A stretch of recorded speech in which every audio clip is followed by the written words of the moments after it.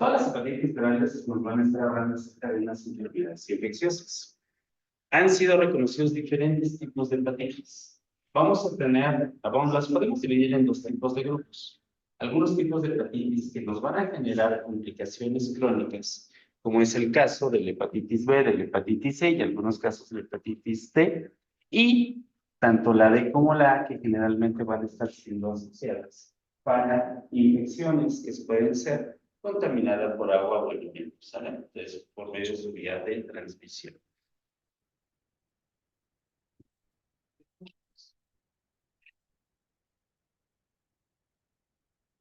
Entonces, dentro de las características importantes que vamos a tener, van a ser las diferentes familias. Si se dan cuenta de diferencias de otros tipos de virus, realmente los virus siguen una misma secuencia de familias virales. En este caso, no. ¿Qué vamos a tener?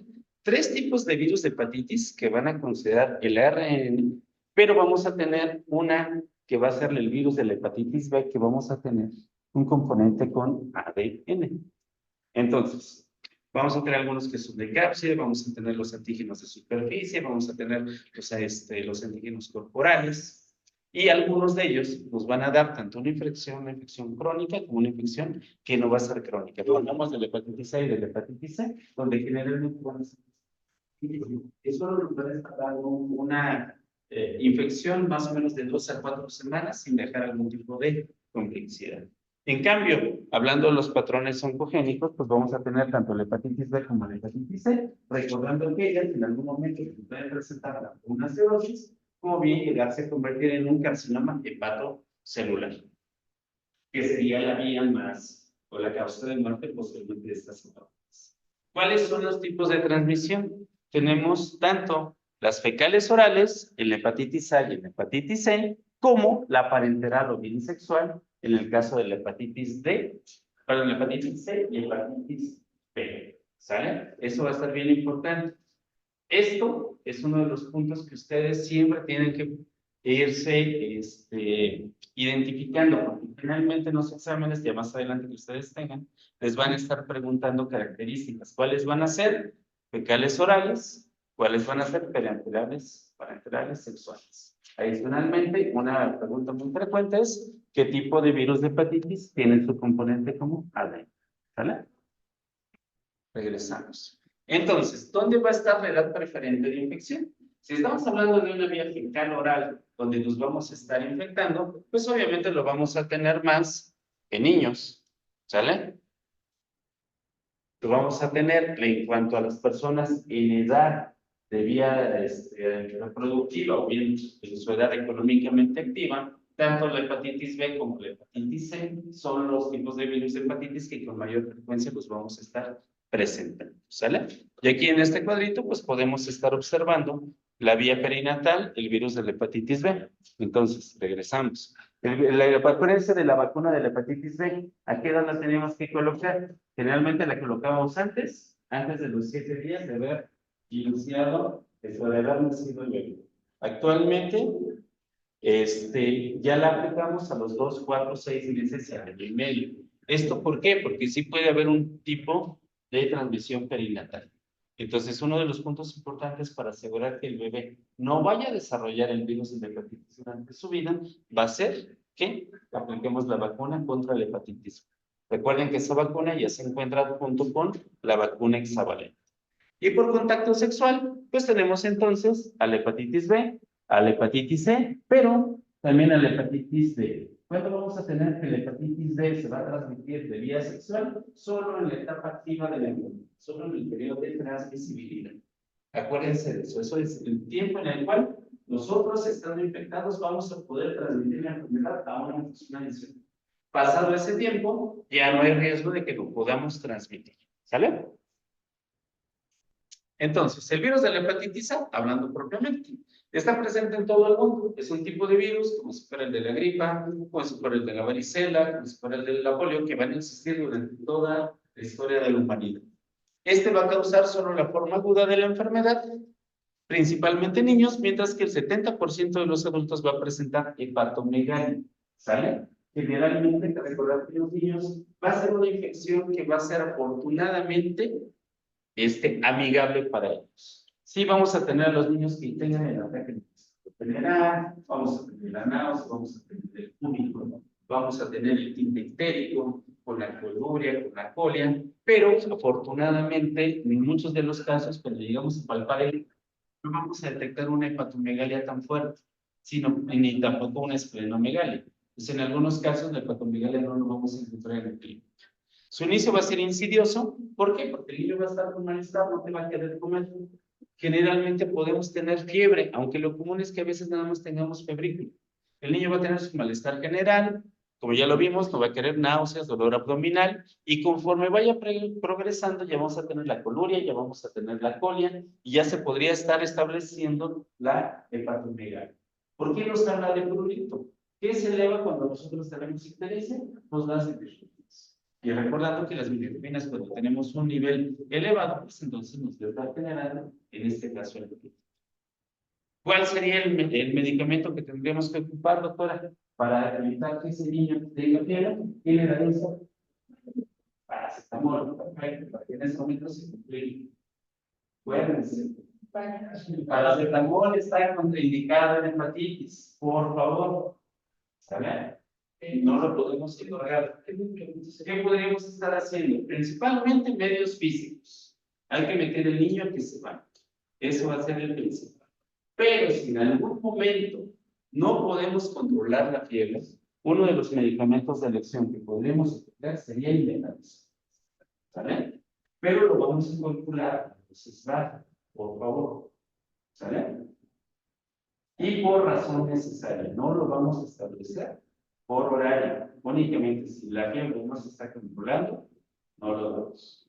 Paracetamol, recuerden, no lo podemos otorgar en hepatitis. Por favor. Bueno, entonces el periodo de incubación es de 15 a 50 días, teniendo una media de 28 días. Por eso muchas ocasiones cuando ustedes escuchan, es que un brote de hepatitis en una guardería, en un kinder, en un maternal, es difícil terminar de controlarlo. ¿Por qué? Sobre todo en maternal, buenas guarderías, porque generalmente ocupan una misma aula para una misma habitación, perdón, para que en ese lugar cambien a los niños. Y entonces, generalmente, lo único que hacen es agarrar el cañón, ¡pum!, lo tiran.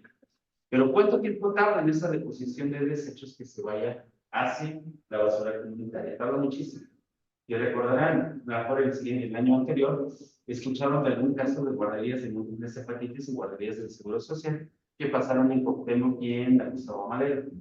Y que decían, otra vez tenemos casos de hepatitis en esa guardería, y no se quitan, y no se quitan, y no se quitan. Pues es sencillo, es hepatitis A. Y su periodo de incubación puede estar. Si hoy comimos los mismos alimentos que están contaminados, todos nosotros, no nos vamos a presentar el mismo cuadro de hepatitis al mismo tiempo. ¿Por qué? Porque va a depender de nuestra susceptibilidad que tengamos al inóculo. Recuerden que el inóculo es la cantidad de virus que entra en nuestro organismo y nuestras barreras fisiológicas que podrían estar en contra de él. Y si en ese momento el inóculo es suficiente, pues entonces en algún momento vamos a poder ir desarrollando la enfermedad. ¿Vale? Entonces, la transmisión va a ser una infección que afortunadamente va a ser autolimitante, va a ser favorecida su propagación en condiciones como el hacinamiento y la falta de higiene, o bien el nulo lavado de manos. Y es bien importante que realmente nosotros tenemos, bueno, nosotros no, la Agencia de Protección Sanitaria tiene que ir a hacer la revisión de las guarderías, de las estancias infantiles, de los proveedores comunitarios, y ahí se llevan a cabo unas muestras que se llaman de superficies inertes. ¿Qué sería esto? Si yo tengo ahorita aquí mi llave del agua, con el cual, con esa agua de que yo estoy lavando todos los alimentos, voy a llegar y voy a hacer un hisopado sobre esa llave. Y ese hisopado me lo voy a llevar y lo voy a estudiar por diferentes cultivos. Y tengo que estar identificando cuáles son las bacterias que se van a estar presentando, o bien, si en algunos casos también son virus, ¿sale? En muchas de esas áreas está diseñado para identificar coliformes, ¿sale? Que ahorita están muy de moda por los debates tanto para la jefatura de gobierno como de presidencia, ¿no? De qué es lo que tenemos en el agua de la Ciudad de México. Se transmite de persona en persona a través de la vía fecal oral y se excreta abundantemente por las heces. Esa es la importancia. Si nosotros no tenemos una deposición adecuada de esos pañales, vamos a dejar que esos virus permanezcan más tiempo y en algún momento nos podemos contaminar. ¿Por qué? Porque no es propiamente que nosotros lo respiremos, pero si nosotros agarramos ese pañal, cambiamos y por la misma carga de trabajo ya tengo 2 o 3 niños que les tengo que cambiar el pañal, pues entonces no voy a tener la precaución de lavarme las manos de una manera adecuada, con agua o jabón o de menos con alcohol gel, y entonces vamos a tener una fuente de infección. La aparición de la infección puede darse en grandes brotes epidémicos. Y ocasionalmente el virus de la hepatitis A también puede adquirirse mediante contacto sexual. ¿Por qué vía? Análoga. ¿Sabe? Sería la única vía de transmisión. Si es una vía vaginal, pues eso jamás va a suceder. ¿Estamos de acuerdo hasta ahí? Y bueno, la única manera de tenerlo en transfusiones homoderivados es que en ese momento nosotros tengamos hepatitis A. El virus activo. Si ya hace 3 meses atrás tuvimos hepatitis, ya en este momento correríamos ese riesgo de ser infectados.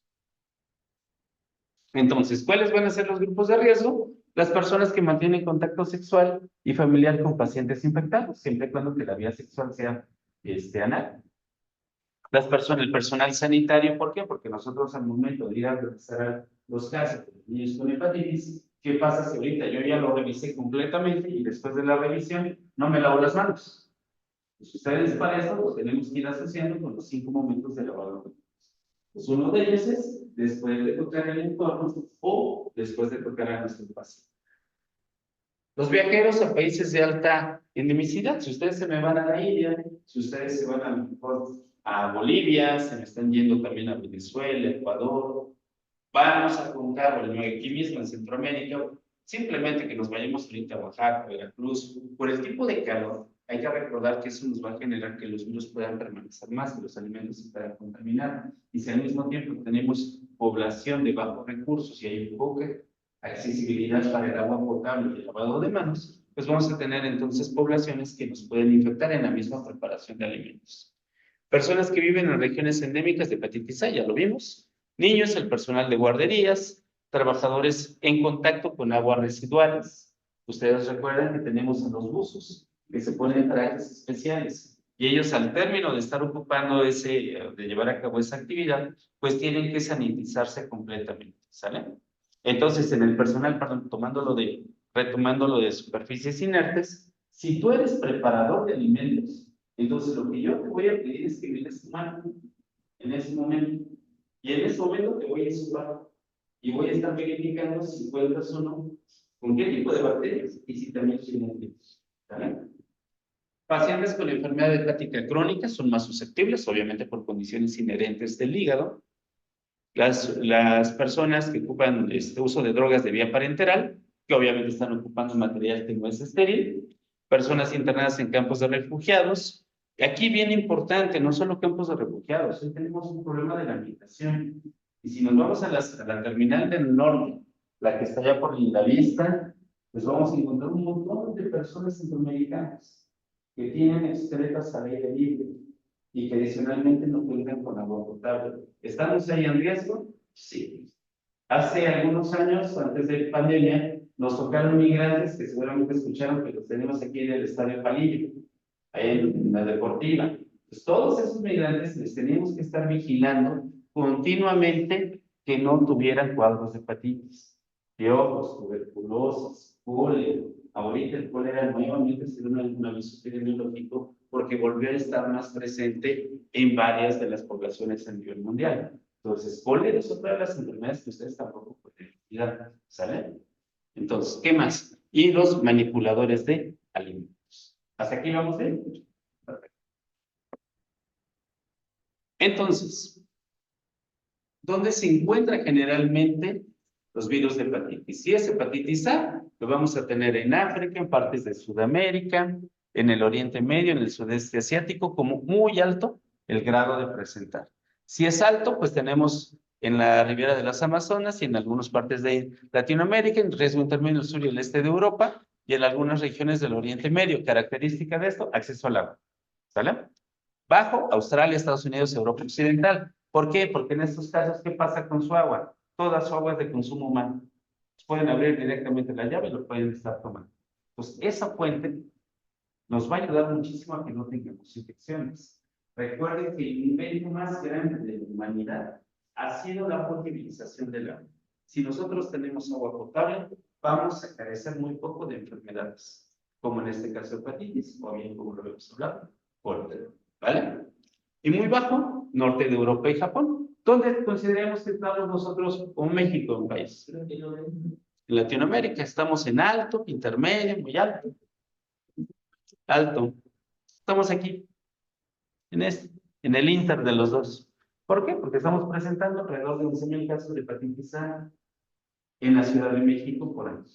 Realmente, para los millones de personas que somos nosotros, si sacamos el indicador, pues afortunadamente es un indicador aquí, pero si nos vamos al interior de la República, pues ya las cosas cambian un poquito.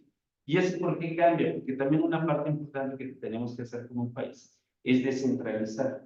Y la Agencia de Protección Sanitaria, ¿dónde creen que está? Aquí. ¿Dónde creen que trabajan más? Aquí. Entonces, esa parte del trabajo que se tiene que llevar a cabo en todos los estados no es tan eficiente como debiera ser. ¿Sale? Una. Sí. Dice Europa del Sur y Este es intermedio y Europa occidental no. ¿Por qué? ¿Por qué? Vamos a ver. Europa del Oriente Medio. En esa parte de Europa del Oriente Medio, vamos a suponer un país importante sería Turquía. Turquía es uno de los países que va a corresponder a dos continentes, Asia y Europa. Hacia arriba, ¿qué mar vamos a tener? El Mar Negro. Y hacia la parte de abajo vamos a encontrar una parte del Mar Egeo y, ¿qué otro mar? El Mediterráneo. Van a pasar por ahí dos de los ríos más importantes de la historia de la humanidad, que es el Tigris y el Éufrates. ¿Cuál es el común denominador ahí? Cuidado, acceso de agua. Tenemos una mejor calidad de agua y el agua, mientras mejor corra, vamos a tener una mayor. ¿Cuál es una de las broncas que hemos tenido ahorita con Rusia, con Ucrania y las broncas que hemos tenido hacia en Europa, propiamente con la OTAN? Tenemos desde las cuestiones del petróleo, del gas, de la misma electricidad, porque Rusia es uno de los países con mayor número de recursos naturales y que van a tener mayor acceso de agua, y eso también va a estar dando otro tipo de combustibles, ¿no?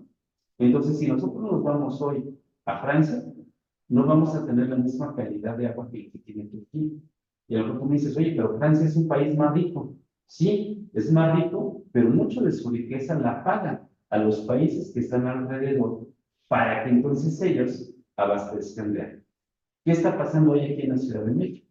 ¿El sistema de Cutzamala es suficiente ya para la Ciudad de México? No. Entonces se está pensando en traer agua del Estado de México, de Zumpango, o de Hidalgo, o de Puebla, para que entonces de esa manera podamos seguir teniendo el acceso de agua. Pues por eso en muchas ocasiones vamos a eso. Si nos vamos a otra parte hacia allá, vamos a suponer otro país, Suiza. Suiza es un país que tiene un sistema de salud buenísimo. Casi no tenemos esto, básicamente es muy, sí se presentan casos, pero su tasa es bajísima, ¿no? Pero ¿cuáles son las condiciones que ellos han tenido? Punto número uno, la cantidad de personas que tiene Suiza es la misma cantidad de personas que podemos tener a la mejor en Universidad en cuanto a densidad poblacional, ¿no? Entonces ya desde ahí tenemos una ventaja enorme. Y en segundo lugar, eso nos permite que la gama de sanitización para la cloralización del agua sea cada vez mejor. Y entonces los casos van a ser obviamente menos. Pero entonces tenemos que hablar de muchos determinantes sociales. Pero yo espero que con el ejemplo que pusimos sobre el ya ¿sale? Vamos a verlo con nosotros. ¿Es lo mismo Nicaragua y Costa Rica en su sistema de salud? No. ¿Cuál es mejor? Costa Rica. Costa Rica es uno de los sistemas de salud de Latinoamérica que se acercan a nosotros. Nosotros, desgraciadamente, por corrupción, carecemos de muchas cosas o no tenemos la cantidad suficiente de medicamentos o de insumos para poder abastecer a nuestra población. Costa Rica es uno de los países de Centroamérica con el más alto sistema de salud que hay en Centroamérica. Pero tienes dos países que están al lado, Nicaragua y los Nicas y posteriormente Honduras. ¿Y cómo están esos dos países? Aquí abajito, Belice y Guatemala, que saben que tenemos frontera con ellos, ¿no? Este tipo de casos es muy elevado, pero se va por las condiciones y los determinantes sociales de cada una de nuestras poblaciones, ¿vale? Pero que con trabajo se puede lograr que esto se puede ir evitando, pues por supuesto que sí. Seguimos. El diagnóstico de una hepatitis A básicamente tiene que ser clínico, ¿sale? Tenemos que hacer un interrogatorio completo, tenemos que identificar los factores de riesgo y si llevamos a cabo pruebas de laboratorio, pues tienen que ser las bilirrubinas, las transaminasas generalmente las vamos a encontrar por arriba de 1000 y podemos tener en algún momento el anticuerpo IgM. ¿Qué nos habla de IgM? Recuerda que ya se los había platicado. ¿Cuál es la diferencia entre IgM e IgG? IgM es de aguda. IgG es de embolio. Sale, perfecto. Muy bien. Pero realmente, como el diagnóstico es clínico, no hacemos de estar el paciente. Entonces, no hay necesidad de hacerle la prueba. Foto, por favor. Tómale fotos. Entonces, no se pueden que las presentaciones se las queden. Esto es bien importante, porque toda su vida, cuando haga el ENAP, si alguien se decide hacer salud pública o epidemiología, vienen los exámenes. Siempre se los van a estar.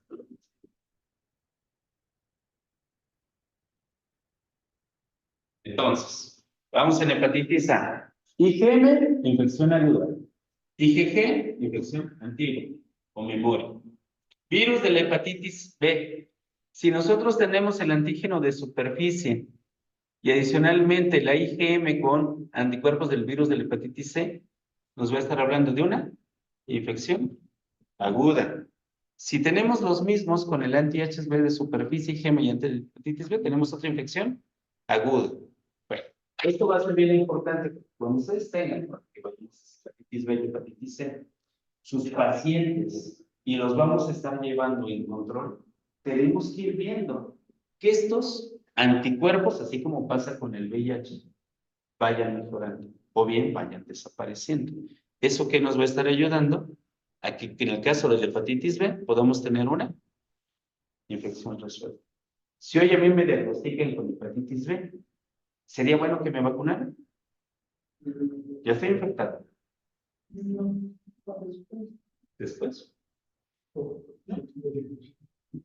Es bueno que me vacunen. ¿Por qué? Porque la vacunación contra hepatitis B me va a ayudar a que podamos tener una resolución de la infección.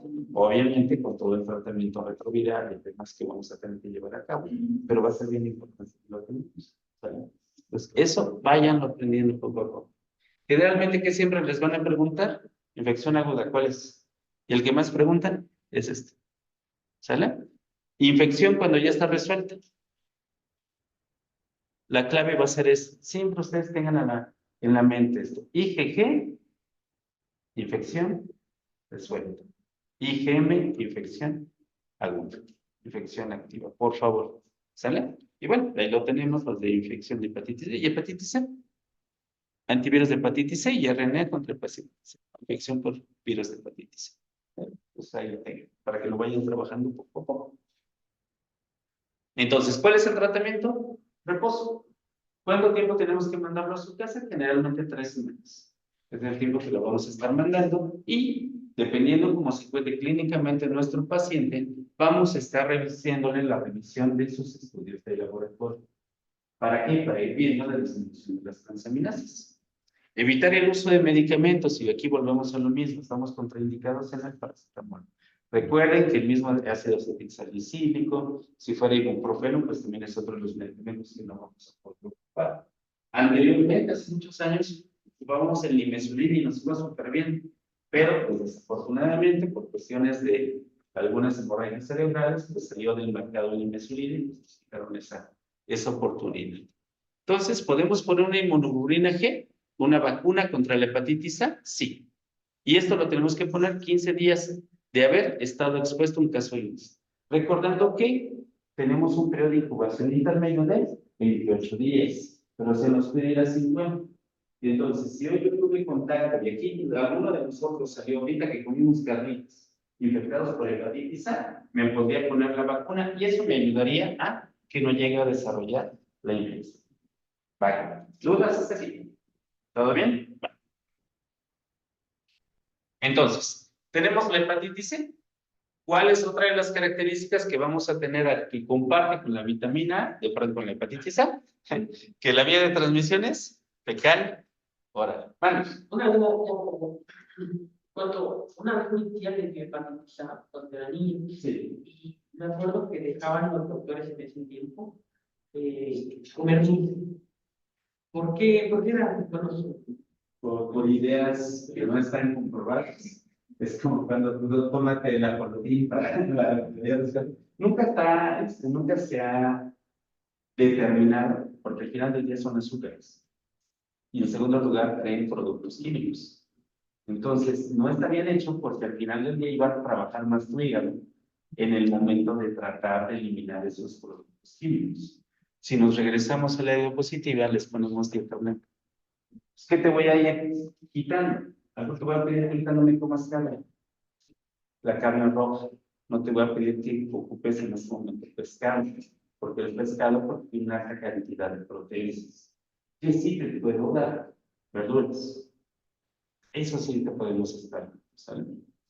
Y bueno, tendríamos prohibido, pues darle entonces el refresco, y comer picante, y pues, papitas, eso.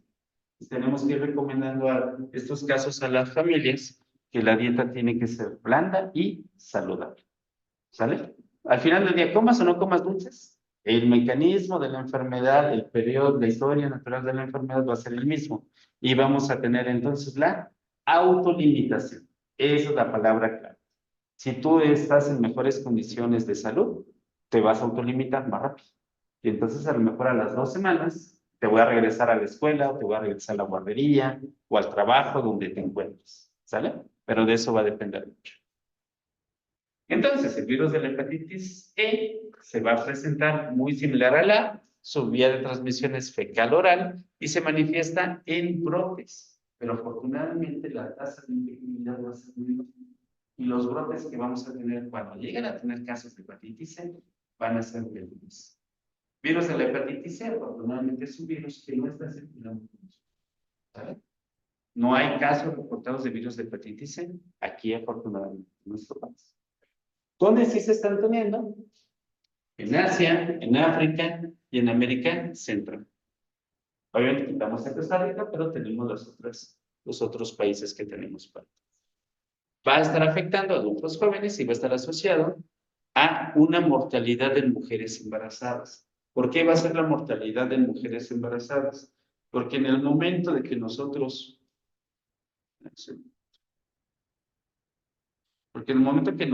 tenemos una mujer embarazada y llega a presentar este cuadro de hepatitis C, por la característica un poco más agresiva en cuanto al vómito y la diarrea, ¿qué le va a pasar al bebé? Se deshidrata y al bebé disminuye nuestra cantidad de líquido amniótico. Entonces, aguas, que es de mucho riesgo tanto para el producto como para la mamá. Entonces, el principal mecanismo de propagación va a ser vía fecal oral. La transmisión es completamente hídrica. ¿Dónde lo vamos a tener? En lugares donde tenemos el agua estancada. Y el hecho de tener el agua estancada pues, nos puede estar generando infecciones. O sea, si ustedes han visto a lo mejor en algún momento el programa de supervivencia desnudo, ¿han visto alguna vez? Bueno, son unos cuates que se la pasan un rincón recóndito de la tierra y se tienen que estar, buscar la manera de sobrevivir en algún momento. Y estos cuates llegan a ver en algún momento una colección de agua que se ve clara y en ese momento la empiezan a presentar. ¿Cuál sería el riesgo de presentar? Si ellos les da una hepatitis, ¿qué tipo de hepatitis tendrían en riesgo? Pues una vía de transmisión hídrica, hicieron virus de hepatitis C. Recordando que vamos a tener lo más frecuente, sobre todo si en algún momento se me van a un safari, se me van a un campamento a Sudamérica o a Centroamérica, el ecoturismo se ha estado puesto mucho en moda, hay que tener mucho cuidado y hay que potabilizar primero el agua, hay que hervirlo. Si no lo hacen, vamos a tener el riesgo de tener esto. Y entonces uno de los componentes de la diarrea del viajero no solo va a ser por estafilococo, campylobacter. Si es viral, va a ser por virus de hepatitis. ¿Sale? Entonces, la contaminación va a ser fecalmente del agua y esa va a ser la vía más frecuente de ellos. ¿Sale? Entonces, los grupos de riesgo, personas que viven en zonas donde son frecuentes, en Asia, en India, Centroamérica, y ahí les pongo México entre paréntesis, porque no tenemos casos reportados. Sistema Nacional de Vigilancia, no hay casos. Eso no se los van a preguntar en el ENAP, a su examen de aquí, pero ténganlo en cuenta eso. Viajeros a regiones del mundo donde la infección por el virus de la hepatitis se considera endémica. Entonces, si me van a África a un safari, no tomen agua de ríos, por favor. ¿Por qué? Porque muchos de los animales, los mamíferos que tenemos en esas colindancias o en esas regiones, son portadores asintomáticos del virus de la hepatitis. ¿Vale? Los residentes en campos de refugiados, nuevamente, constituidos a raíz de catástrofes naturales. ¿Qué país del Caribe ha presentado una gran demanda de casos de hepatitis C, de casos de cólera que hemos tenido y hoy una rebelión civil? Haití. Y eso ha generado que los compañeros haitianos migren a Sudamérica, a Centroamérica, llegan a México y hoy se van a Estados Unidos. Aunque ellos no tanto, ellos han decidido ya ser una fuente económicamente activa de nuestro país.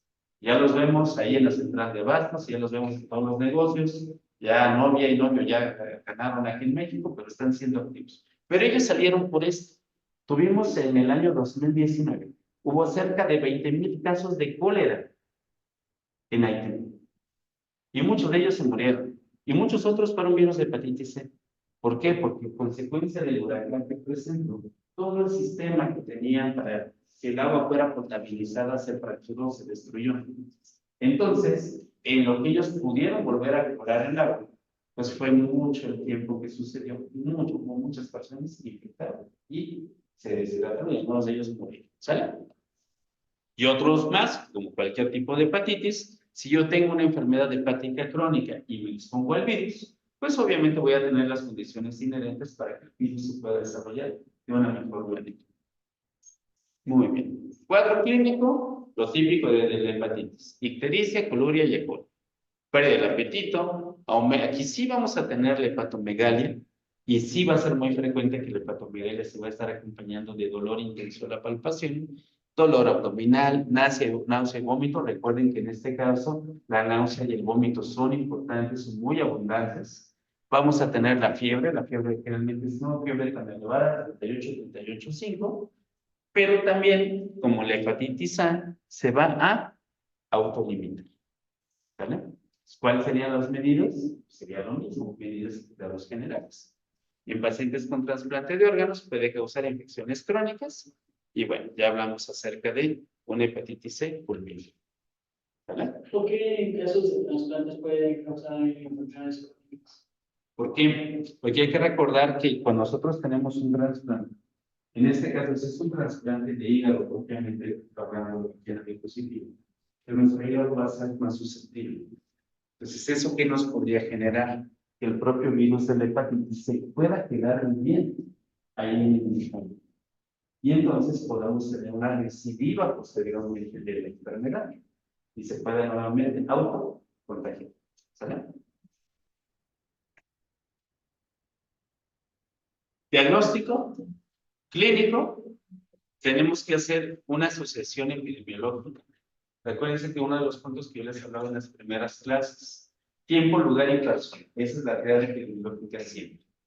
Si es el tiempo en el cual yo ya vi casos que son asociados a hepatitis A o hepatitis C en esta circunstancia, tengo esta población que es la que ha estado en riesgo, entonces yo ya podría asociar que si usted me presenta un cuadro clínico, tengo que sospechar inmediatamente a un caso de hepatitis C por asociación epidemiológica. Si fuera otro tipo de infección, hablando de tosferina, hablando de bacterias, fuera de tuberculosis, que hoy aquí en nos separamos un penal, y que hoy en este momento yo detecté a 3 de ustedes con tuberculosis, pero tengo a 5 más que tienen los mismos cuadro clínico, la conducta en lo que hago la baciloscopía o el cultivo, podría iniciar tratamiento. ¿Por qué? Porque tengo una asociación epidemiológica. ¿Vale? Y podríamos entonces sacar el antígeno. Y entonces ya tendríamos la serología para terminar de confirmar el diagnóstico. ¿Vale? Bueno. Tratamiento, pues el tratamiento va a ser sintomático, el control de las condiciones ambientales. Tenemos constantemente, vamos a jardines de niños, vamos generalmente a escuelas, primarias, secundarias, a mercados, y lo que tenemos que llevar a cabo en primer nivel de atención es ir a verificar la calidad del agua. Y entonces tenemos que verificar, punto número 1, que esté clorada. Y si no está clorada, tenemos que notificar al sistema de aguas y decirle, oye, ¿qué crees, amigo? Aquí en la mesa Zaragoza, el agua que se está ocupando para el lavado de manos, para el uso convencional, no tiene cloro. Y entonces, Aguas tiene que verificar qué está pasando con la filtración que sea también. Y una semana después o 3 días después, tenemos que regresar a volver a tomar las titulaciones para verificar que ese problema se haya corregido. ¿Sale? Eso tiene que ser siempre frecuente. Un problema que tenemos hoy en día en la Ciudad de México, ¿cuál es? El abasto de pipas. Entonces, muchas de las pipas están siendo abastecidas en pozos. Entonces, esa agua que contamos de pipas, en lugares que son de importancia epidemiológica, vamos a hacer las determinaciones.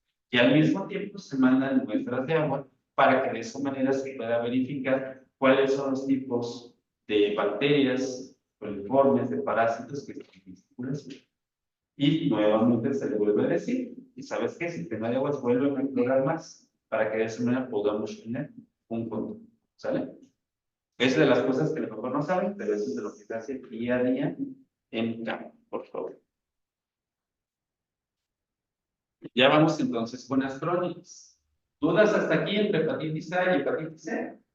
Nada, todo bien. Vale. Tenemos el virus de la hepatitis B. El virus de la hepatitis B es una infección, obviamente, del hígado, va a ser grave y frecuente.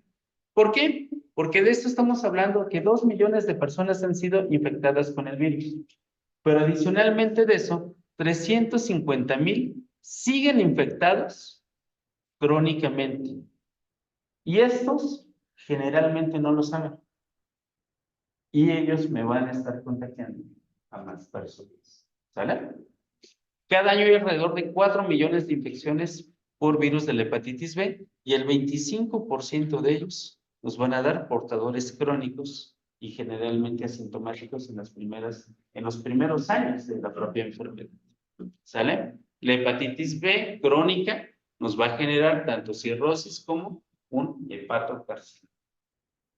¿Y cuáles serían dentro del país las principales causas de muerte? Además de las enfermedades del corazón y las complicaciones de la diabetes, las hepatopatías crónicas nos van a estar generando entre la quinta y sexta causa de mortalidad general en México. ¿Sale? Muchas de ellas están asociadas a hepatitis B o a hepatitis C. ¿Qué es esto? Ustedes lo recordarán, en 10 años va a cambiar. ¿Por qué? Porque el tratamiento que se está otorgando por medio de ISSSTE, por medio de Seguro Social, por medio de la misma Secretaría de Salud, aquí en la Ciudad de México, y clínicas condesas, para el tratamiento de hepatitis B, para el tratamiento de hepatitis C, nos ha ayudado muchísimo a que varias de nuestras personas que viven con hepatitis, que en este momento tengan titulaciones donde ya no estamos detectando al virus, y de esa manera podemos hablar de una curación. Aunque debemos de tener un seguimiento. ¿Vale? Entonces, ese tipo de tratamientos que también tenemos para VIH, que tenemos hoy así para estos tipos de hepatitis, en 10 años nos va a cambiar esa tabla de las principales causas de mortalidad general. ¿Vale? Entonces, la susceptibilidad por la infección de virus de la hepatitis va a ser general, excepto para aquellas personas que han sido vacunadas con éxito. ¿A qué nos referimos con esto? A esquema completo de virus de la hepatitis. Sería el C, 2, 4, 6 meses, año y medio, y posteriormente en la secundaria, generalmente es cuando lo ponemos a los 15 años, toca nuevamente dosis de CR, virus de hepatitis B y adicionalmente tétanos. Pero ustedes son médicos, entonces en el internado no se los llevaron a vacunar, o en algún momento de campo clínico, sí. Entonces, cada 10 años, ustedes deben de contar con un refuerzo de virus de hepatitis. Acuérdense de eso. Pero si fueran odontólogos, es cada 5 años. ¿Sale? Entonces, revisen sus cartillas. Ahorita pues todavía acaban de pasar internado. En el campo clínico seguramente los vacunaron de todo. Pues nada más estén muy al pendiente por eso. ¿Y por qué también se los menciono? ¿Cuántos de ustedes, o ustedes conocen a compañeros que hayan tenido contacto con agujas objetos importantes que se hayan pinchado? Todos. Todos tenemos al menos un conocido o nos ha sucedido. Entonces, ¿cuál sería la conducta? Si hoy en este momento, doctora, se pica el dedo, ¿qué tendría que hacer? Vacunarte. Y antes de vacunarte, ¿qué tendrías que hacer? El paciente con hepatitis te va a decir que no tiene nada.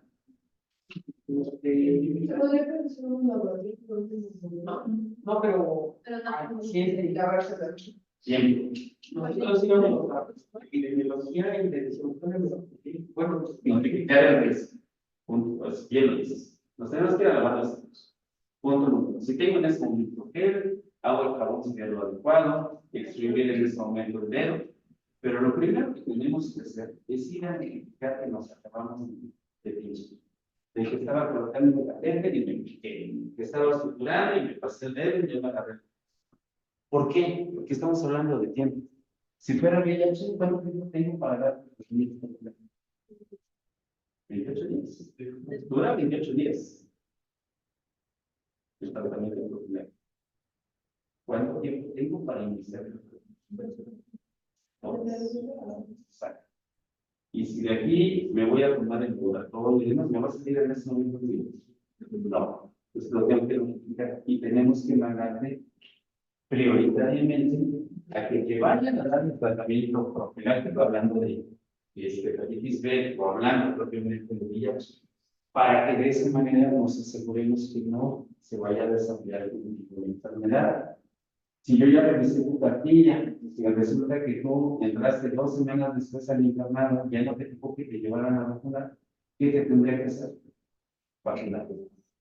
En ese momento te tendría que vacunar.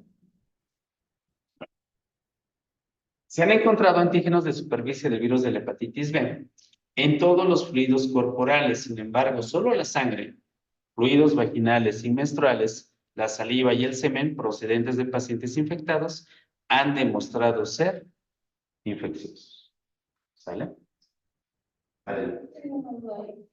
Dice que tras pasar la hepatitis B se hace inmune a la infección. ¿Es a la infección o a desarrollar la enfermedad? A desarrollar la enfermedad. No propiamente. ¿No? Tú puedes estar expuesto al virus. El virus va a entrar en el cuerpo. Pero como yo ya tengo los anticuerpos suficientes contra la enfermedad, no me va a pasar nada. Esa es la importancia de la vacunación. ¿Y por qué? ¿Qué me va a estar ayudando? Hoy en día, la vacuna de hepatitis B, la que ahora estamos ocupando en México, son vacunas inactivas. En este momento, de todo mi virus de la hepatitis, lo único que voy a necesitar es una pequeña parte de la superficie, de la cápsula de la superficie del virus. Y con eso, mi respuesta humoral me va a generar que tenga los anticuerpos suficientes contra el virus. Entonces, en lo que yo te doy el tratamiento y te pongo la vacuna, por eso es importante la vacunación. Porque si yo te vacuno, voy a hacer que tu sistema inmunológico se active de manera inmediata. Y si tus papás fueron responsables y te pusieron todas tus vacunas de niño, entonces esos anticuerpos que tú ya tienes de la memoria, otra vez se van a activar. Y si tú estás, en ese momento está presente el virus en tu organismo, se va a producir. Y no vas a desarrollar la inmunidad. ¿Vale? Así que. Ahora, es muy diferente. La vacuna que ustedes les pusieron, la vacuna que a mí me pusieron cuando era niño, en ese momento recuerden que eran múltiples lavados que tenían ese virus. Y entonces teníamos vacunas de virus vivos atenuados. ¿Saben? Entonces, en ese momento tardábamos mucho tiempo para que esa vacuna llegáramos a las poblaciones adecuadas. Ejemplo claro, cuando teníamos las semanas nacionales de vacunación y salíamos a vacunar a los chavitos con polio. Pues cada vez que le dábamos sus gotitas de polio, mejorábamos un poquito, de otro poquito, de otro poquito, y otro poquito. Y entonces, hasta tener los 5 años, alcanzamos un 95% de seguridad de que los chavitos no les diera polio. Hoy es completamente diferente. Tú con las 3 primeras dosis de vacuna pentavalente con vacuna SAL, vas a alcanzar un 99% que no te va a dar polio. Eso es el cambio abismal entre una vacuna con virus vivos atenuados y una vacuna ya inactivada. ¿Saben? La respuesta humoral va a ser muchísimo más rápida y mejor de la otra. ¿Vale? Entonces, con esto entendemos, tengo un paciente con riesgo de hepatitis B, tengo que ver factores de riesgo, tengo que mandarle notificar inmediatamente epidemia, los veo si está vacunado, no está vacunado, lo vacuno. ¿Va? Transmisión de la madre al niño por transmisión perinatal, por contacto con una persona infectada, transmisiones que ya lo estuvimos observando en la diapositiva anterior. Contacto sexual, vía parenteral por exposición con sangre u otros fluidos corporales infectados. En este caso es cuando nosotros podemos hablar de que tuvimos en contacto con una aguja o algo que pudiera estar en contacto con algún tipo de fluido de los pacientes.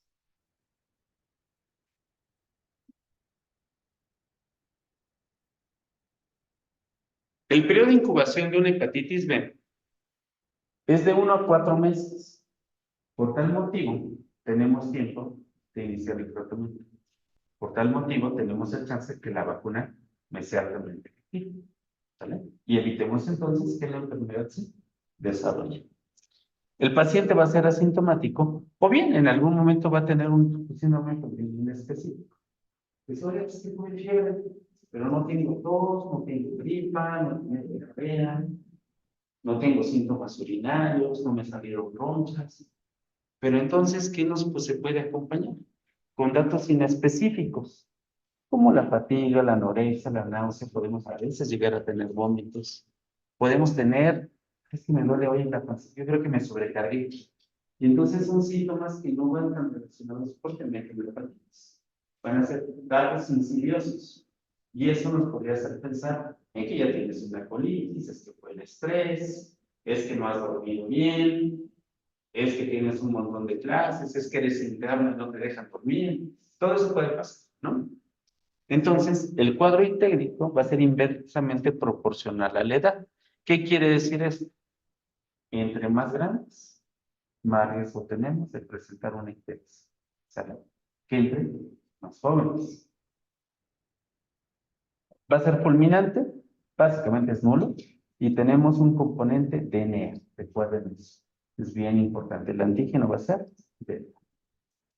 ¿Qué más? Cuando nosotros tenemos una hepatitis crónica, vamos a contar con más de 6 meses con el antígeno de superficie del virus de la hepatitis. Esto es bien importante, ¿sale? Para hablar de cronicidad. Y está dentro de los marcadores en la tablita que les puse un ratito. Principalmente es asintomática. La fatiga va a ser el síntoma más importante.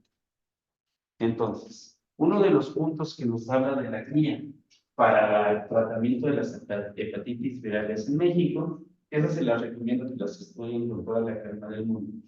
Va más diseñada para cuadros de hepatitis B y hepatitis C. ¿Vale? Y la parte final de la guía pues viene más como para un patrón de apoyo psicológico para este tipo de pacientes, ¿no? ¿Qué nos dice? Pacientes que tú cheques con cansancio. No, ¿dónde me quedé? Aquí. Ya. Con anorexia, náuseas, vómito, malestar en abdominal, que tienen la fatiga. Hay siempre que preguntar factores de riesgo, conductas de riesgo. Y no tengan miedo de preguntar conductas de riesgo sexuales, son bien importantes estas. Denle la privacidad, de ahí que se hayan creado los consejeros para este tipo de padecimientos. ¿Por qué? Porque si nosotros estamos investigando y investigamos en profundidad, vamos a poder ver a nuestro paciente con enfoque de riesgo. Y a lo mejor lo que yo estaba pensando que era una anemia o que era estrés, ya le puedo empezar a poner nombre y apellido. Y le puedo decir, hola, ¿y si le gusta el viral? Y podemos tener entonces un diagnóstico. ¿A quién se lo puedo hacer? A toda persona que decida realizarlo. ¿A quién se lo puedo hacer? ¿A quién tengo la obligación de hacérselo? A todo paciente que identifique con conductas o factores de riesgo directos. ¿Sale? Eso es muy diferente y eso nos lo dice la norma. La prueba de VIH o la prueba de hepatitis se la tengo que ofrecer a todo el mundo. Esa es mi obligación como personal de salud. Pero mi obligación es convencer a aquel paciente que tiene un factor de riesgo, al final perdamos tiempo y le realicemos en ese momento la prueba. ¿Vale? Por favor. Los niveles de las enzimas pues van a depender de las reactivaciones, hablando propiamente de las pruebas de funcionamiento hepático y de las transaminasas. Y los marcadores de replicación activa van a ser positivos y pues el componente de N. Bueno, pues quédense los implementadores. Virus de hepatitis B es DNA. El resto de virus de hepatitis es RNA, por favor. Entonces, el abordaje. Tenemos que evaluar a nuestro paciente, la historia clínica completa, investigar los factores de riesgo, antecedentes de enfermedad de transmisión sexual, consumo de alcohol e historia familiar de infecciones por virus de hepatitis o cáncer hepático. ¿Por qué factores de enfermedades de transmisión sexual? Porque a lo mejor te dice el paciente, oigan, pues yo nada más tenía unas bolillas que me salieron, que eran unas lesiones que se veían así como aperladas. Y me salieron pues en la base del pene, y fíjese que a mi pareja le salieron en la vagina o le salieron en el ano. ¿Qué pensaría? ¿Qué podría ser?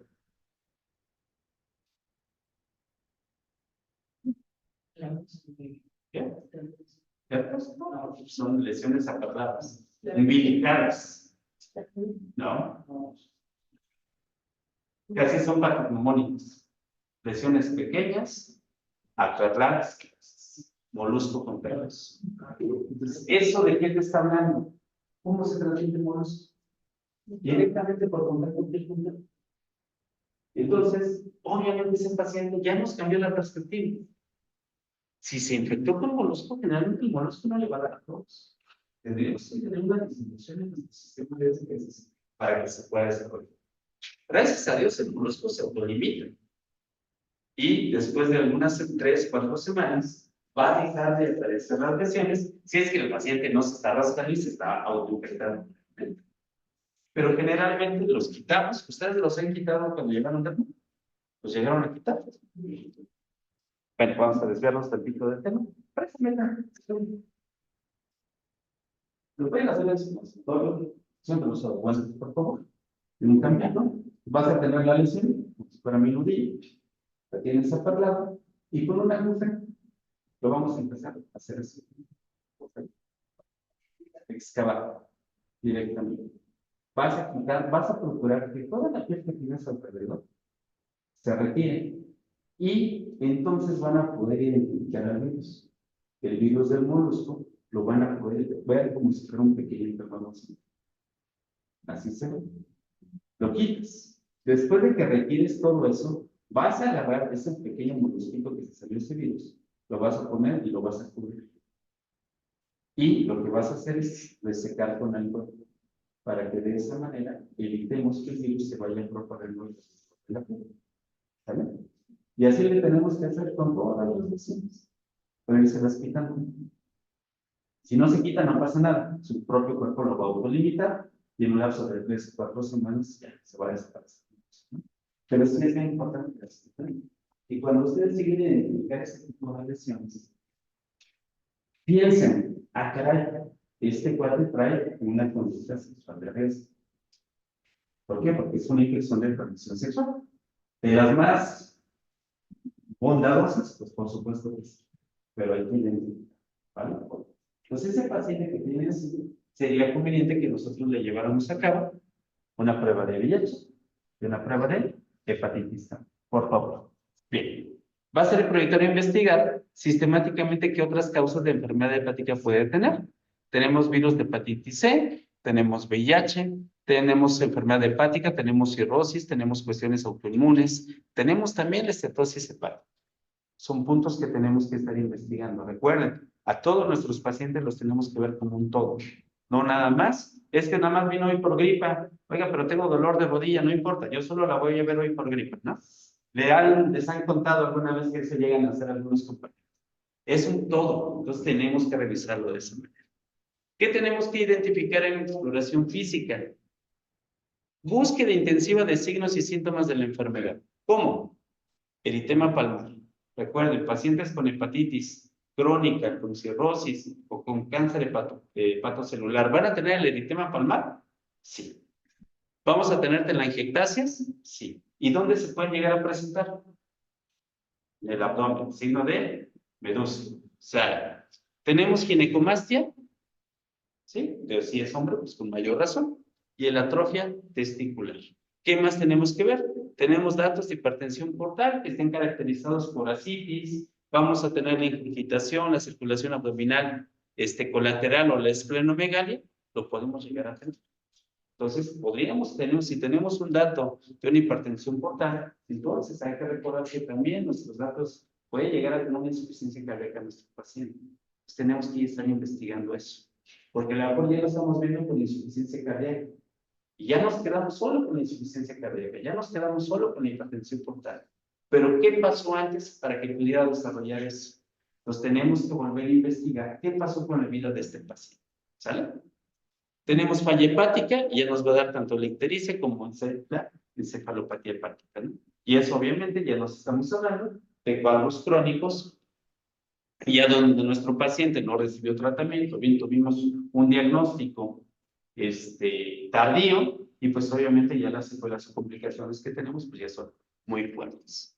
Bueno, ¿qué más? La evaluación lo vamos a tener que llevar a cabo por medio de los marcadores bioquímicos, las transaminasas, el tipo de protombina, la albúmina. Se recomienda también solicitar la biometría hemática y los estudios de la función renal. ¿Por qué? Porque también recuerden que tenemos un síndrome hepatorrenal y hay que verificar que ese eje no también se haya afectado. ¿Tenemos que solicitar un ultrasonido? Pues sí, pues al menos de cajón. Y eso nos va a ayudar no solo a identificar el hígado grande, sino también nos va a ayudar a poder determinar cómo se encuentra la viabilidad de si nosotros llegamos a tener esteatosis hepática y qué tipo de grado podemos llegar a tener, más todo lo demás que tenemos que llevar para el abordaje, ¿no? Entonces, siendo fundamental, si tenemos cirrosis, si hay hipertensión portal y si llegamos a tener también las lesiones hepáticas, ¿sale? Va a ser bien importante que investiguen todo. En evaluación del paciente con sospecha de infección crónica por virus de hepatitis B, se debe solicitar pruebas de virus, el antígeno E, el anti-E y el DNA del virus de hepatitis. ¿Quién te los hace gratis? Clínica Condesa. Si es del Seguro Social o si es del ISSSTE, les van a tardar un poquito, pero sí se las hacen.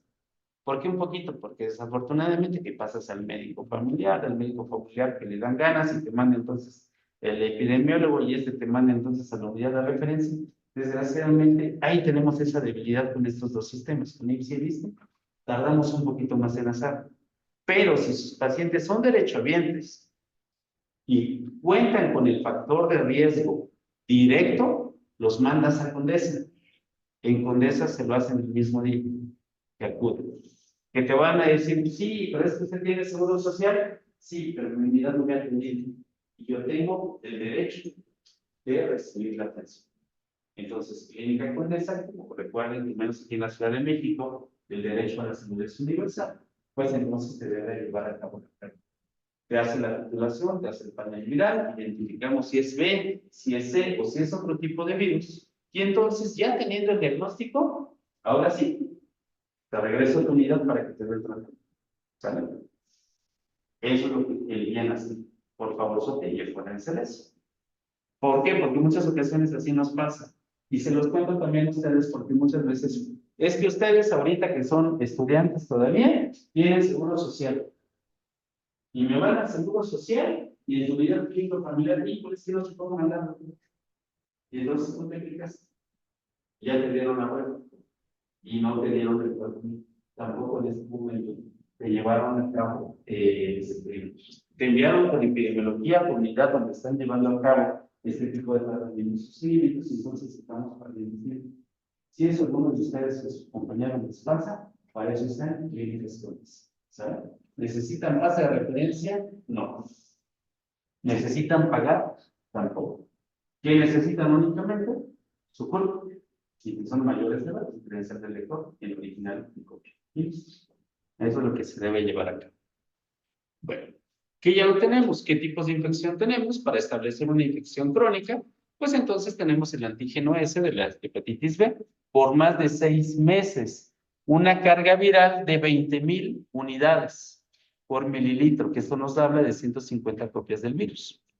Y podemos tener algunos valores que son un poquito más bajos, que van desde los 2,000 hasta los 20,000, con obviamente una unidad de colonias un poquito menores, que pueden llegar incluso a tener el antígeno E negativos, y también podemos tener niveles altos de transaminasas, que estos recuerden que pueden tener pueden ser intermitentes o bien pueden ser crónicos, ¿no? Que los tengamos. Y entonces tenemos una biopsia hepática con hepatitis crónica, moderada o severa, y podemos tener una necroinflamación. ¿Por qué hablamos de esto?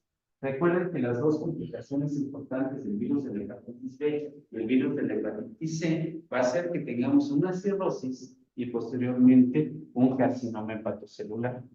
Entonces, si estamos hablando de una necroinflamación, estamos hablando de un punto en el cual la cirrosis ya se estableció y podemos estar encontrando tejidos que ya se están muriendo. ¿Vale? Los criterios para establecer que se encuentra de un portador inactivo para hepatitis B son los siguientes. El antígeno de superficie del virus de la hepatitis B por más de 6 meses. 2, el antígeno E, el antivirus E y la carga viral de 2000 unidades. Eso nos va a estar hablando que ya va a ser un portador inactivo. Si está viviendo con hepatitis, si puede tener contacto sexual, ya no me va a poder infectar a su pareja. ¿Sale? Y esto, conforme va pasando el tiempo, va a ir mejorando y esta carga va a ser menos. Y entonces va a llegar un momento donde ya no tenga carga y entonces la carga viral va a ser indetectable.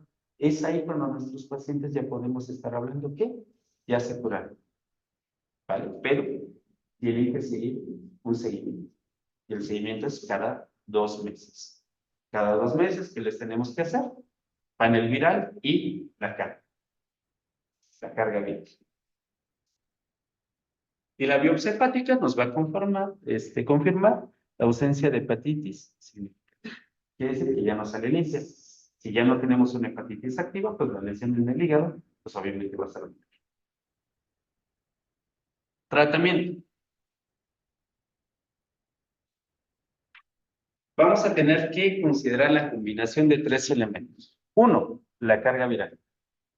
Al igual que en el VIH, entre mayor sea el sapo, más fuerte va a ser la perra.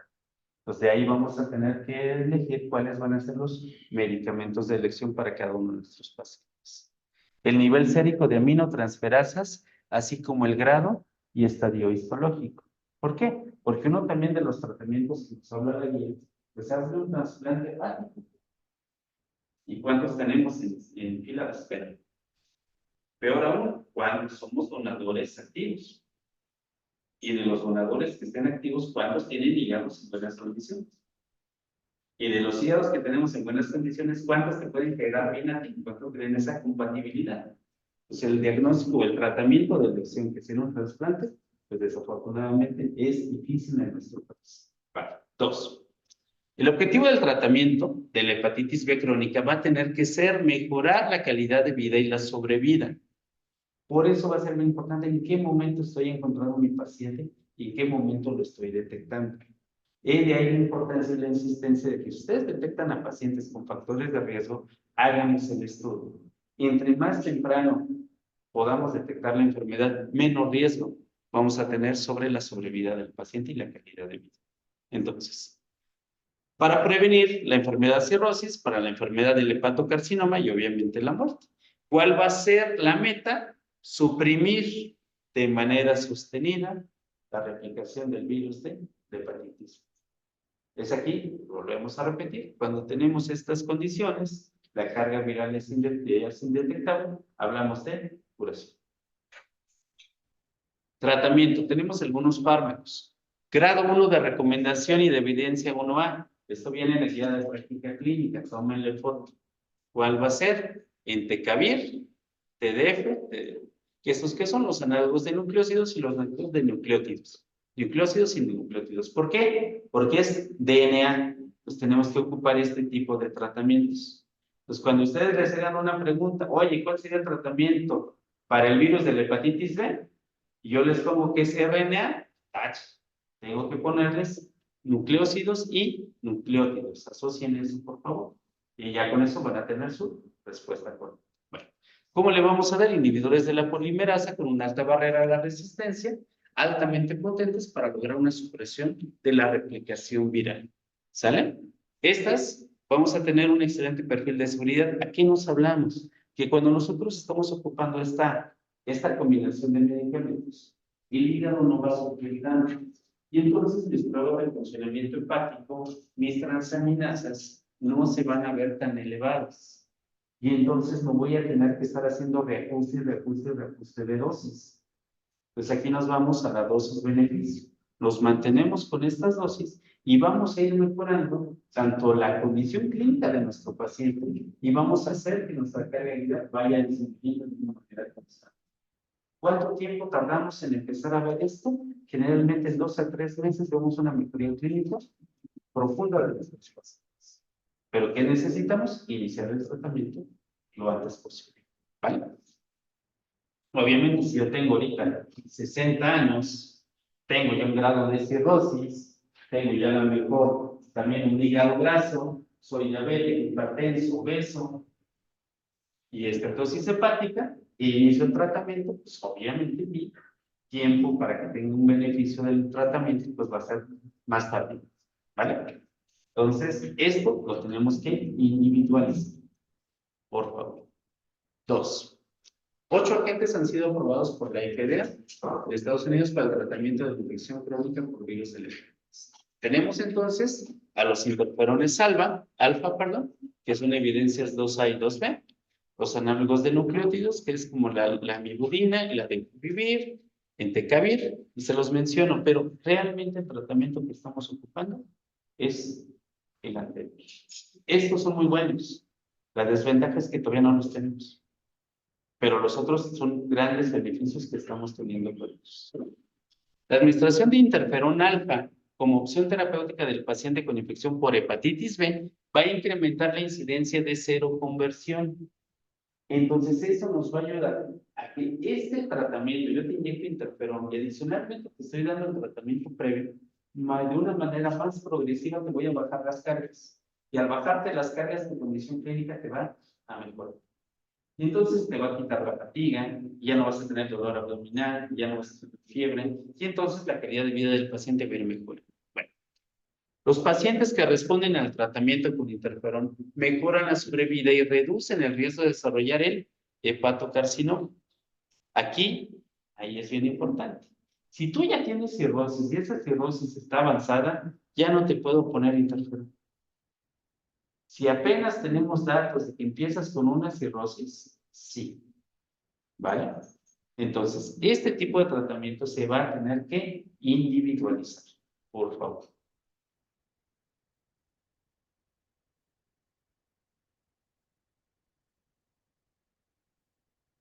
Terminen de copiar las tips.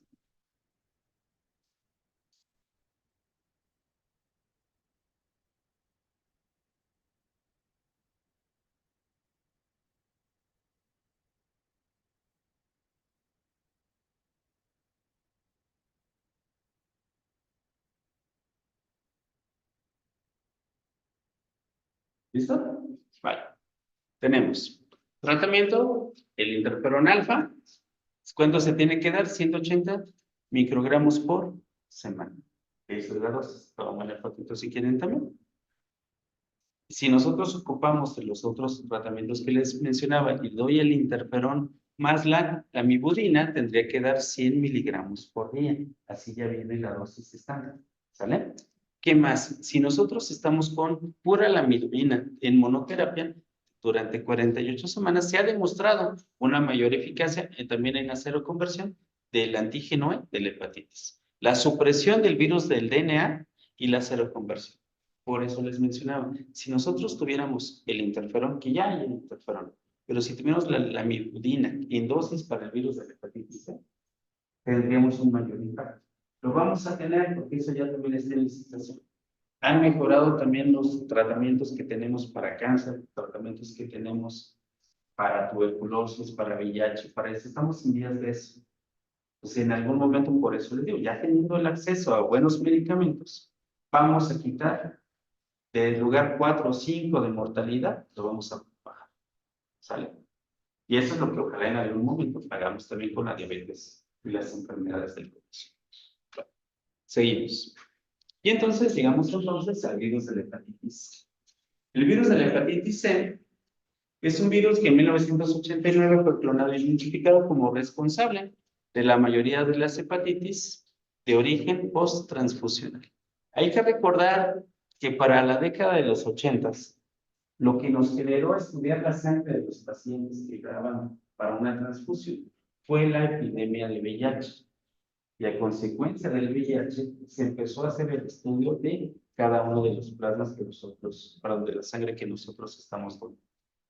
Pero en ese momento no solo identificaron que había VIH, sino, caray, pues también está presentándose el virus de la hepatitis C. Y entonces, hoy por eso, las normas y las guías te permiten que tú como donador te hagan de inmediato tu panel viral. Si tu sangre es completamente sana, pasa en frío. Pero si hoy en este momento tú donas y resulta que tienes virus de hepatitis B o virus de la hepatitis C, te van a llamar y te van a decir, ¿sabes qué es esa? Acaba de salir reactivo para virus de la hepatitis. Es importante que te canalices a tu servicio de salud para que te den un seguimiento y puedas iniciar un tratamiento. ¿Vale? Entonces, por eso fue que el virus de la hepatitis C empezó a tener un mayor boom en cuanto al mundo de la medicina. La Organización Mundial de la Salud nos dice que el 3% de la población mundial ha sido infectada por el virus de la hepatitis C y que sobre 170 millones de personas son portadores crónicos con riesgo de desarrollar cirrosis y también el hepatocarcinoma, al igual que la hepatitis B. Ha sido caracterizado en 6 genotipos y, bueno, los subtipos. ¿Cómo va a ocurrir la transmisión? Principalmente por la exposición de la sangre y de los hemoderivados contaminados. Las agujas y las jeringas infectadas son los principales vehículos de propagación. ¿Dónde? Principalmente en aquellas personas que utilizan drogas por vía parenteral. ¿Sale? El uso de drogas va a ser lo más importante. La transmisión del virus de la hepatitis por contacto familiar, contacto sexual, es menos eficiente que por vía parenteral. ¿Sale? Eso también recuerden. Contacto sexual directo, virus de hepatitis C.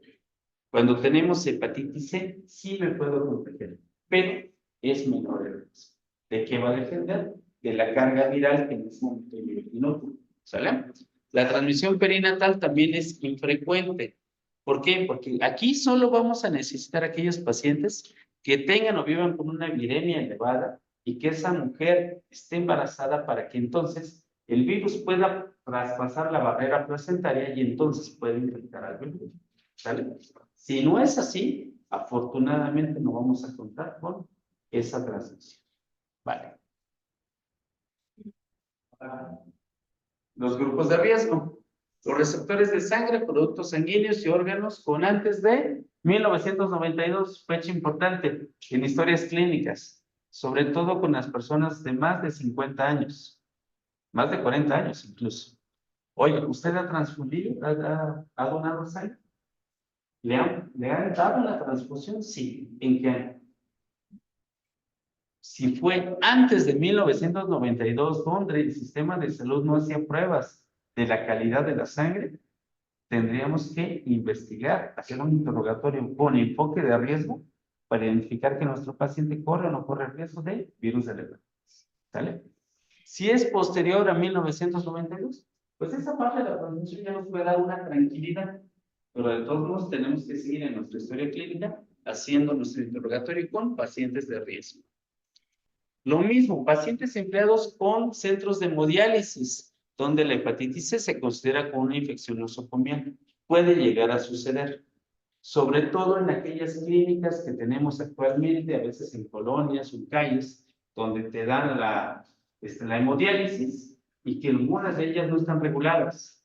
¿Qué calidad podemos tener en esas máquinas? Entonces, eso sería otro factor de riesgo bien importante. 3. Pacientes con hemofilia.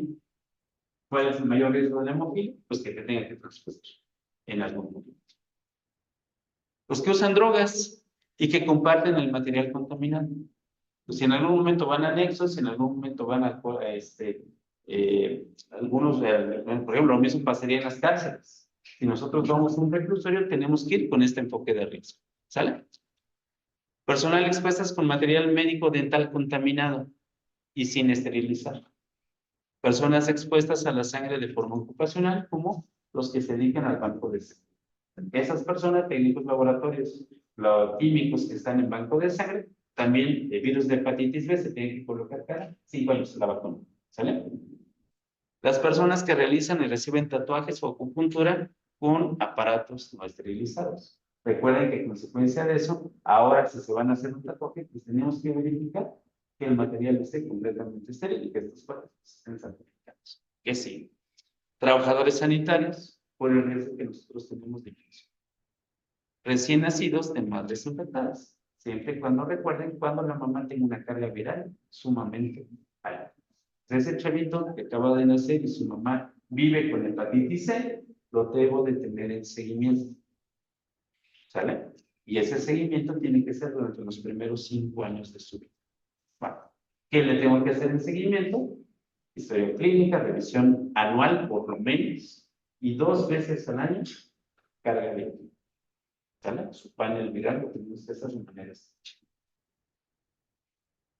La clínica, cuando se presenta de forma aguda, generalmente va a ser insidiosa, como el resto de las hepatitis. Vamos a tener el cansancio, vamos a tener la debilidad, el dolor abdominal, la anorexia, la náusea, el vómito. Podemos llegar a tener la ictericia, aunque la ictericia no va a ser un determinante. Solo en aquellos pacientes donde ya nuestro hígado está más dañado y nuestras pruebas de funcionamiento hepático salen más elevadas, son aquellos que nos van a desarrollar una ictericia, pero no va a ser una constante, ¿vale? La fiebre tampoco va a ser una constante aquí. Normalmente las enzimas hepáticas permanecen elevadas de 6 a 12 semanas después de la exposición, ¿sale? Entonces, pero después de eso generalmente van a disminuir y se pueden mantener. Pues recuerden que en hepatitis A hablamos de transaminasas en 1000 para hacer un diagnóstico. Pueden ser 700 y si la clínica te lo demuestra, pues ya estás estableciendo el diagnóstico. Aquí generalmente las transaminasas las podemos tener en valores de 300, 400, 500 y así se van a mantener, pueden subir, pueden bajar. ¿Por qué? Porque recuerden que la infección por hepatitis C va a ser progresiva. Vale. La infección crónica puede ser sintomática o asintomática. La crónica puede progresar a cirrosis, pero con mayor frecuencia mejora clínicamente después de 2 a 3 años. Se queda como una especie de estándar. Pero se queda en una especie de stand-by. Quiere decir que el virus no se haya ido, solo que en ese momento no nos va a presentar cuadro clínico significativo. ¿Qué va, cuando vuelva a demostrarse que nos va a presentar? La cirrosis o el cáncer. Eso es lo que nos va a estar sucediendo. Y esto es bien importante porque en muchas ocasiones aquí es donde los pacientes hablan, porque me siento bien y ahí nos vamos.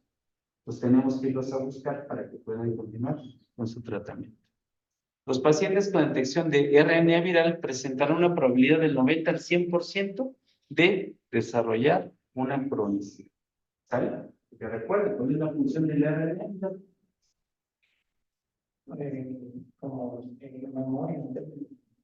Replicar. Es lo que le voy a decir a tu célula. ¿Sabes qué? Te llevo de ese punto un mensaje y de la célula que yo tengo aquí, me vas a sacar lo que igual. Entonces, en este caso, el RNA lo que nos va a estar generando es que esa cronicidad nos llegue a presentar. Diagnóstico, ¿cómo lo tenemos que hacer? Pues la detección por la prueba inicial de sangre y de tejidos en pacientes con hemodiálisis, trabajadores de la salud. Tenemos que estarles haciendo entonces, ¿qué? El panel viral. Todo. Se debe ofrecer la prueba de detección de virus de hepatitis C en pacientes con elevación persistente e inexplicable de las transaminasas. Si son pacientes que yo conozco con historia o actualmente están ocupando drogas, tenemos que hacerles la prueba. Personas que viven con VIH, también les tenemos que hacer la prueba. Personas que recibieron transfusión sanguínea antes de 1992 o 1996. Aquí les pongo 1996 porque fue cuando salió la norma. Pero anteriormente, en 1992, fue cuando empezamos a trabajar ya en esto. Y en personas que han tenido contacto sexual con portadores de virus de hepatitis C. Recordando, contacto sexual no va a ser tan frecuente, pero existe el riesgo.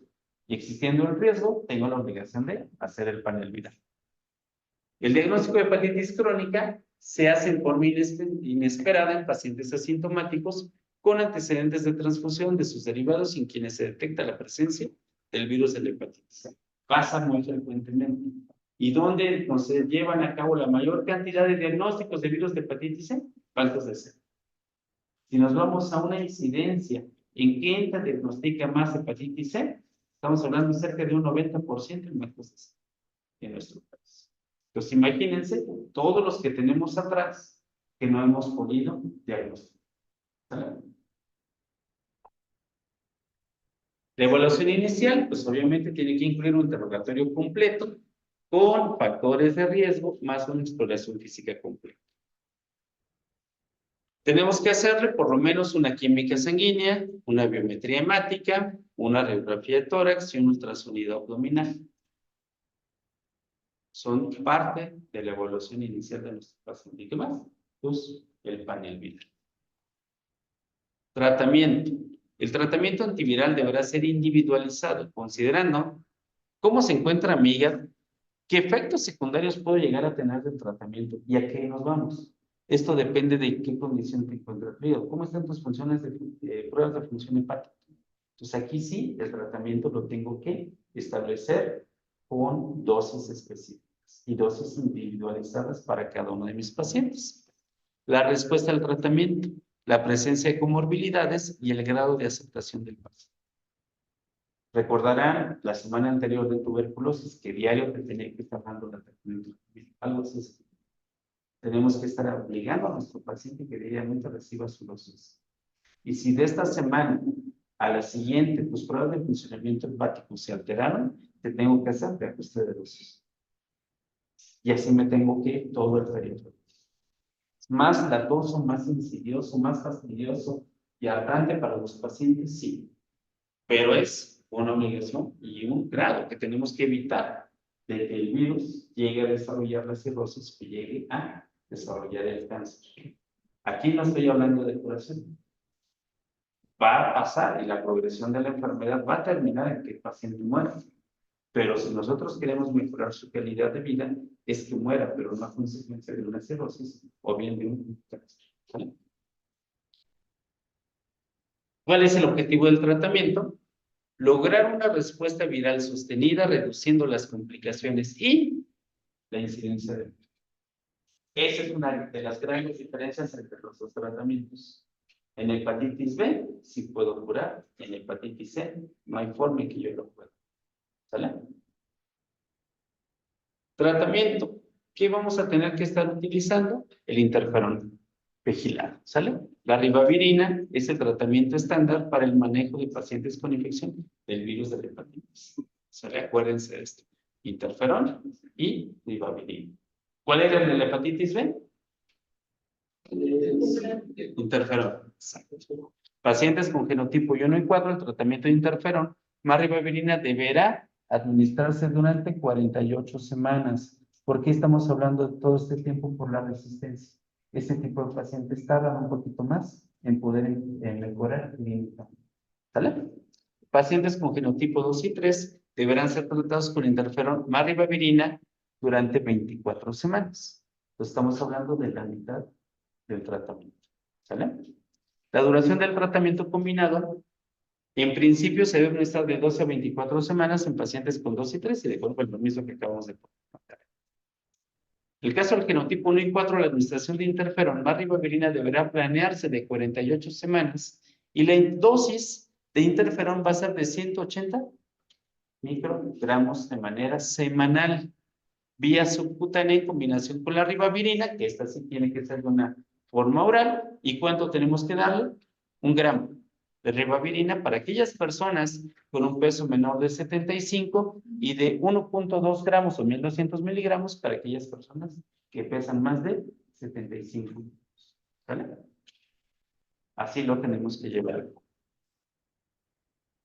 En el caso del interferón alfa 2B, la opción óptima va a ser de 1.5 microgramos por kilogramo de peso. Y esto va a ser a la semana. Lo podemos ir bajando hasta 1. Como si fuera la insulina, de 1.0 a 1.5. ¿De qué va a depender? ¿Cómo te va mi paciente? Si mi paciente empieza a tener alteraciones de pruebas de funcionamiento hepático, le tengo que ir bajando. Y eso tiene que ser gradual. Tampoco me voy a bajar hasta 1. Voy a calcular 1.5, 1.4, 1.3 y así sucesivamente. ¿Vale? La dosis de ribavirinas va a ser entonces en estos pacientes con peso menor de 65 kilos de 1 gramo, en aquellos con pesos entre 65 y 85 kilos de 1200 miligramos o de 1.2 gramos. Y en pacientes de 85 kilos arriba de 100 kilos, más de 1400 miligramos. ¿Vale? Es ahí donde nos encontramos. Y lo mismo, tenemos que ir bajando dosis, respuesta. Así nos tiene que ser concluente este tipo de tratamiento. Los pacientes que no alcanzaron una respuesta virológica temprana y completa, es decir, que el virus de la hepatitis C-RNA es indetectable a la semana 2 de tratamiento, tienen que ser reevaluados nuevamente a la semana 24. Y si esto no nos está funcionando, me tengo que ir hasta la semana 48 para continuar el tratamiento e ir verificando que estas características del virus vayan siendo de una manera, ya no se encuentra activo propiamente. Y de esa manera, el tratamiento tendría que ser suspendido. ¿Vale? Bueno, ¿dudas hasta este momento de hepatitis C? Entonces, estas son las preguntas que les va a poner la doctora en su examen. Entonces, con base a la guía de práctica clínica de diagnóstico y tratamiento de la infección crónica por el virus de la hepatitis B, ¿qué debe incluir la evaluación inicial de un paciente con sospecha de hepatitis B? A. Exploración física completa, historia clínica con investigación de conductas de riesgo para infección, antecedentes de infección de transmisión sexual, consumo de alcohol, drogas, antecedentes familiares de infección por hepatitis B o cáncer hepático. B. Exploración física completa, toma de prueba rápida para virus de hepatitis C. C. Historia clínica completa y prueba de hepatitis B, hepatitis C y VIH. D. Historia clínica, exploración física, biometría, química sanguínea y VIH. ¿Cuál creen que sea? Está bien sencillo. Sí, va a ser. Les hice mucho énfasis en eso, entonces. Es lo que me interesa que se queden. De acuerdo a la guía de hepatitis virales en México, la prueba de hepatitis C se debe de realizar a toda persona que refiere prácticas de riesgo. B. Pacientes con VIH y tuberculosis. C. Mujeres embarazadas, personas con antecedente de infecciones de transmisión sexual.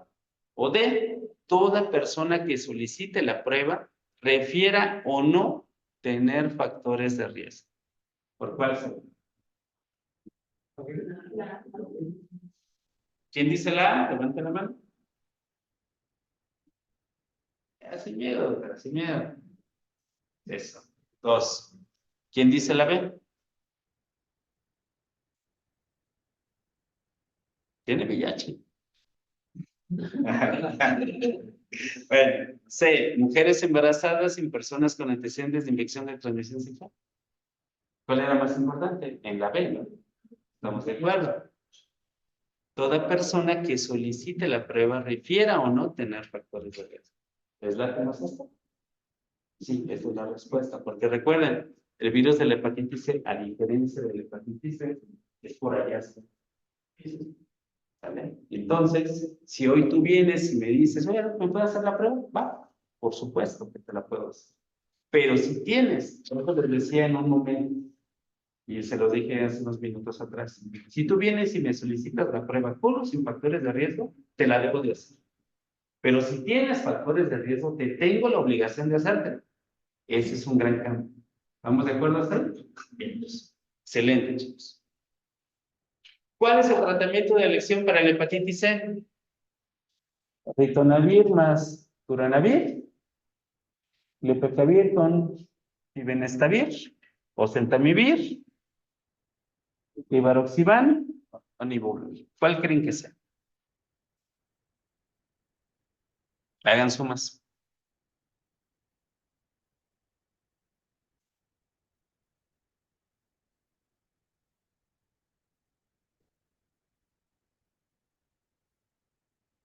Después de la presentación que tenemos en México. Por eso aquí les puse las 3. Pues eso también. Fue porque les puse el nombre comercial. No les puse el interferón con la ribavirin. ¿Sale? Entonces, eso es. Así es como va a venir. Entonces, Por eso también no soy tan malvado, por eso le estoy poniendo. dice los que serían 500,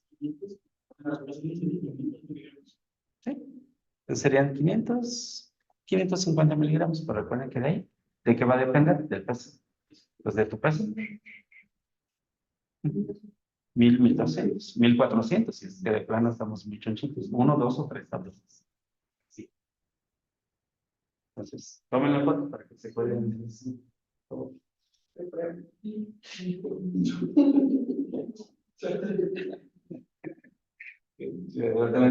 Tendré que tomar foto todo el curso.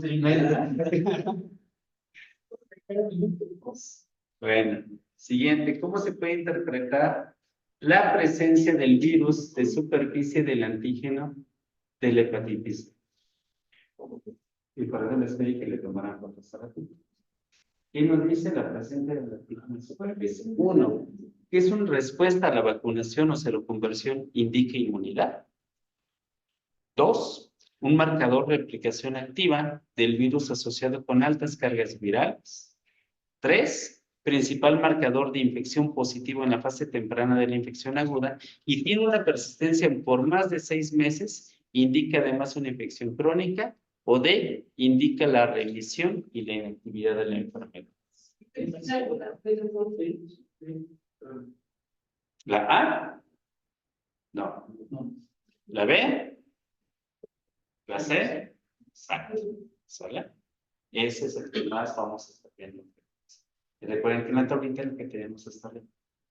Eso va a ser bien importante. Y no voy a hablar tanto de una fase aguda, pero el condenado, como dura muchas semanas, puede tener 6 meses, nos está hablando también de una infección y ya se croniza. ¿Sale? Otro. Su inicio es insidioso, se caracteriza por malestar general, anorexia, náusea, dolor abdominal. Puede presentar poluria, colia, prurito generalizado, ictericia. Además, su fuente de infección es fecal oral. ¿Cuál es? ¿Virus de la hepatitis A? ¿Virus de la hepatitis A y D? ¿Virus de la hepatitis A y E? ¿O virus de la hepatitis D? ¿Cuál es? Ahí D. Acuérdense que aunque la E no es tan frecuente, bueno, no es frecuente en nuestro país y no hay casos, es bien importante que ustedes lo tengan en la cabeza. Más ahora por la diversidad poblacional que tenemos en nuestro país. ¿Para qué va? A y E. La respuesta es la C. Eso no se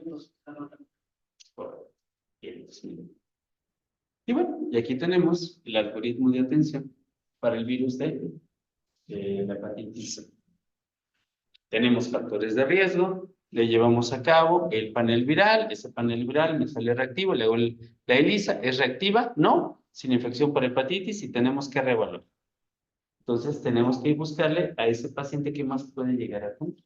Si está activo, tenemos el diagnóstico confirmado, tenemos factores relacionados con la respuesta terapéutica, tenemos VIH, tenemos hepatitis B, tenemos tuberculosis, tenemos cirrosis. ¿Y cómo se encuentra nuestra cirrosis? Tenemos comorbilidades, es insuficiente renal, es diabético, es hipertenso, es obeso, es lipidémico, con hígado graso, tiene sífilis, que también nos podría pasar en aquellas personas, una sífilis tardía, en aquellas que transfundieron sangre antes de 1992.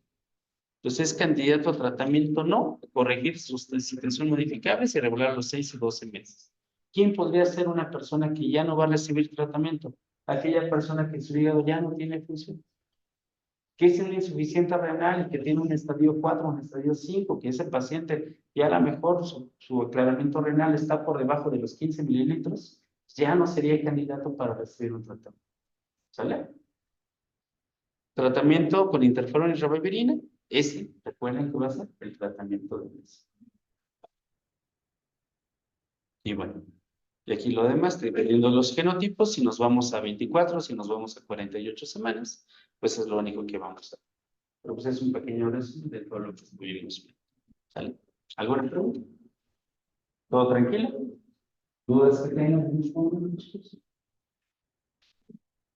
¿Todo bien? Terminamos. Muchas gracias por estar aquí.